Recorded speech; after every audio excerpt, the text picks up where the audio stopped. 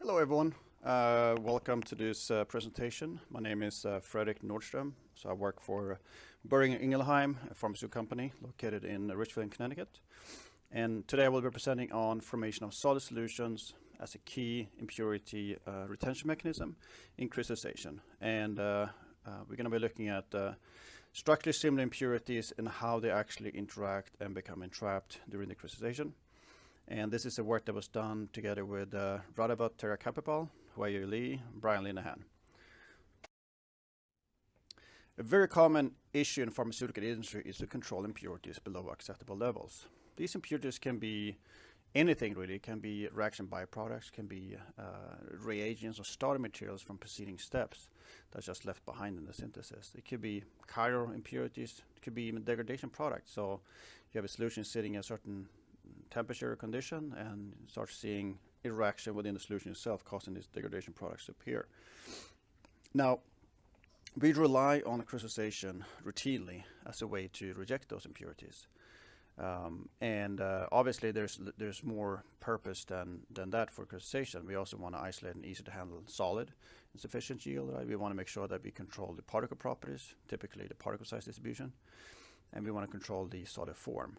But of all those different targets, purity comes first.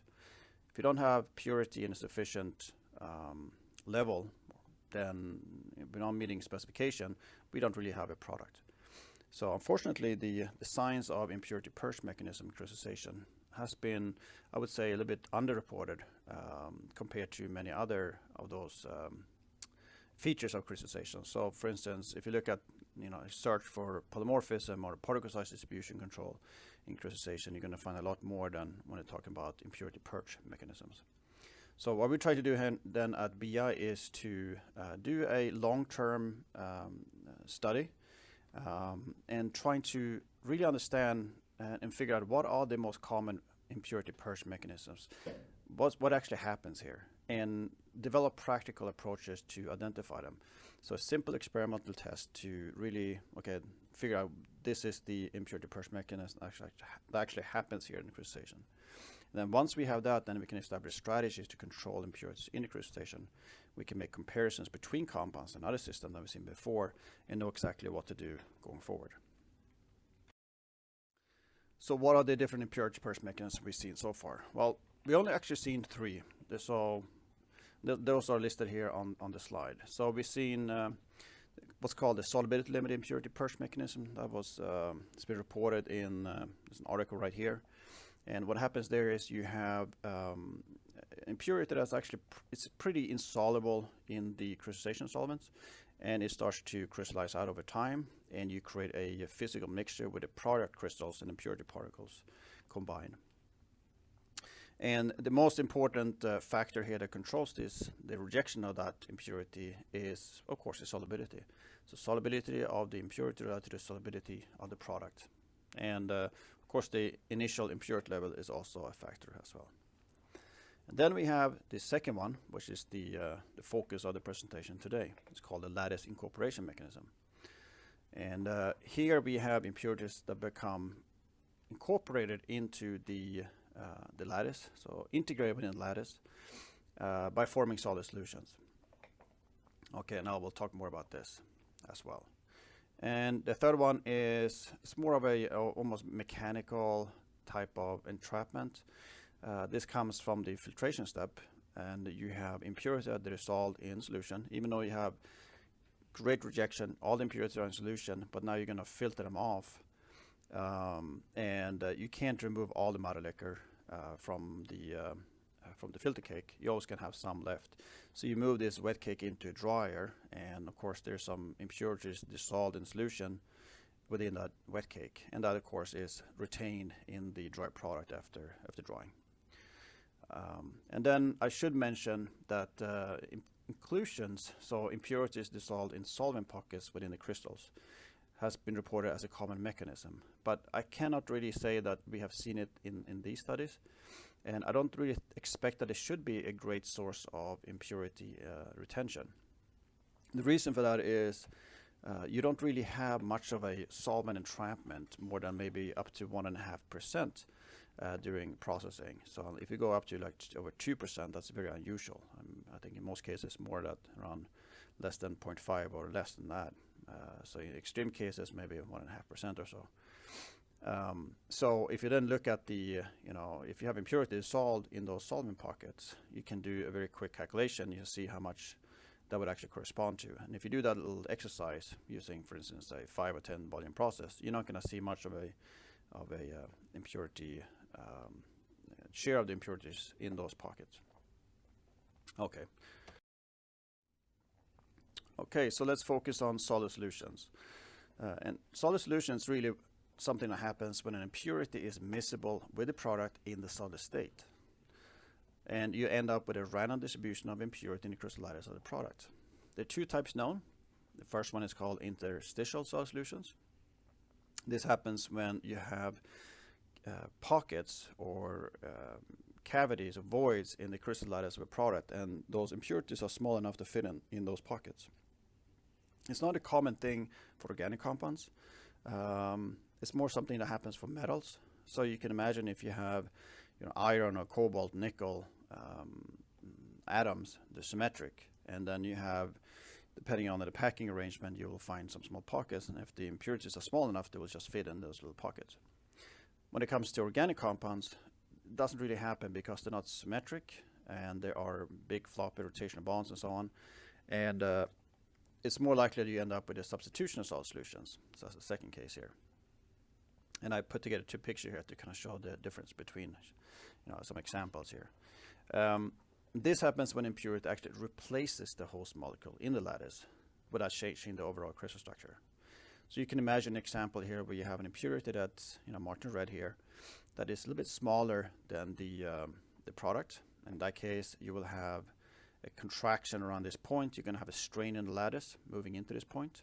You can also have the opposite. You can have an impurity that's a bit bigger than the product molecules, and then you have an expansion here, and in both cases you will cause strains or defects in the crystal lattice, and that is the source of the impact on physical properties. If you look at the thermodynamics of solid solutions, you can create this binary phase diagram, and really the biggest point here for control for seeing whether you're going to have a solid solution or not is the location of the solvus. So that's the miscibility limit essentially. And if the solvus is way to the left here, close to 100%, you're not going to have any miscibility, and you end up with a slip mechanism. If it's more to the right, then you can create this area called a terminal solid solution right here, where you will have forming a new solid phase with impurities incorporated.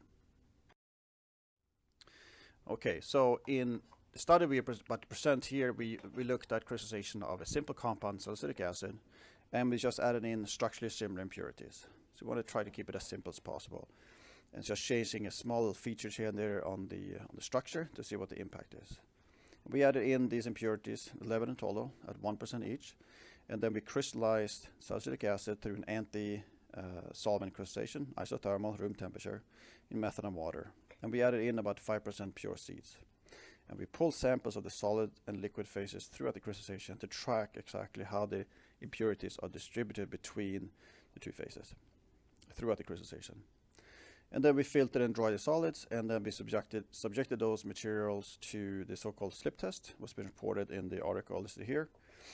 And this is something we do to identify the mechanism, or the impurity purge mechanism, and to enhance our understanding. Okay, and here are the results for just looking at the impact of the structure on the impurity entrapment. So if you're starting in the bottom here, you have salicylic acid, and then we just change the hydroxy group to an amine group here. And the same thing here, with just different positions. So it's anthracic acid and salicylamide, and you actually do see quite a lot of entrapment. If you just remove this hydroxy group, you also see a lot of entrapment. Okay, but the similarity here in the structure that you can see is pretty obvious. If you start going a little bit too far, so if I change both of these hydroxy groups with amines, you end up with no entrapment. And the same thing happens here with benzoic acid. So I just replace the hydroxy here again with amine, and then suddenly there's no entrapment. So there's a limit to how much similarity that actually is working to form these type of entrapments. Okay, another feature you can see here is the isomeric configuration. So these are obviously an ortho substitution, but these are in meta and para substitution. In those cases, there's no entrapment whatsoever, even though you have pretty much the same type of functional groups. Another thing here is the size, and you can see right here you have phenol here, you have aspirin here. Phenol is much smaller, aspirin is much larger. In that case, you don't see any entrapment either. So if we would generalize, there seems to be a lot of different factors that contribute to entrapment. But I'd say the greater the structure similarity, the higher the impurity entrapment. Okay, so here are the results from during the crystallization. So in this case, we pulled samples throughout the crystallization of the solid and liquid phase, and I'm presenting the solid phase impurity levels, and only presenting the three main impurities that were entrapped. So starting with benzoic acid. In this case, you're starting around in the beginning of the crystallization, so right here at low percent yield, about 0.3% impure entrapment, and then towards the end of it, as we approach the 90% yield, you start going up to more about 0.4% or so. If you look at the andronilic acid, it's the opposite trend. So you're starting around maybe 0.5% and going down more closer to 0.4%. And really, if you start looking at salicylamide, which was the one that entrapped the most, you have a pretty high level in the beginning, almost 1.4% entrapped in the early stages of the crystallization. And then it drops down to closer to 0.8% towards the end of the crystallization. And this happens even though the mother liquor becomes more and more enriched with impurities. It's getting dirtier and dirtier in the mother liquor. So you can see very vastly different types of rejection trends here. And this is something to keep in mind as we designing crystallizations, because obviously you want to avoid something like this at the high end of the salicylamide entrapment. Another thing to keep in mind here is that this data represents averages. So if you look at one data point, it's going to be, for instance, say 1% for salicylamide at 30% yield. So that is really an average of everything that crystallized up to that point. It's not the instantaneous impure entrapment that happened at that particular time. All right, and then we took this material and we ran a so-called slip test to identify the mechanisms. And we have that as a reference for solubility limited impurity purge mechanisms. And you can see the difference there. You know, you can identify if that's the actual mechanism behind it. In this case, we saw a different trend, but it was all consistent between all the different impurities.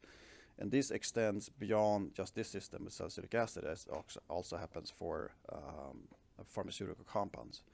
And the striking feature here is the trends are very, very consistent. So you're starting with liquid phase pretty high, and then it just drops down like this. Same thing with the solid phase, start high, and then it drops down. And so that when you plot the solid and liquid trends versus each other, you end up with a straight line. And again, this happens for all these impurities that were involved in these studies, as well as many other systems. So it seems to me that they are indicates that we have a very similar type of purge mechanism in effect in this study. Another thing I want you to notice is that there are significant differences in impurity level across the material. So these are not, it's not a uniform purity profile. So you can actually end up with having, you know, by a factor of maybe 10 or 20 from the dirtiest part of the material to the cleanest part of the material.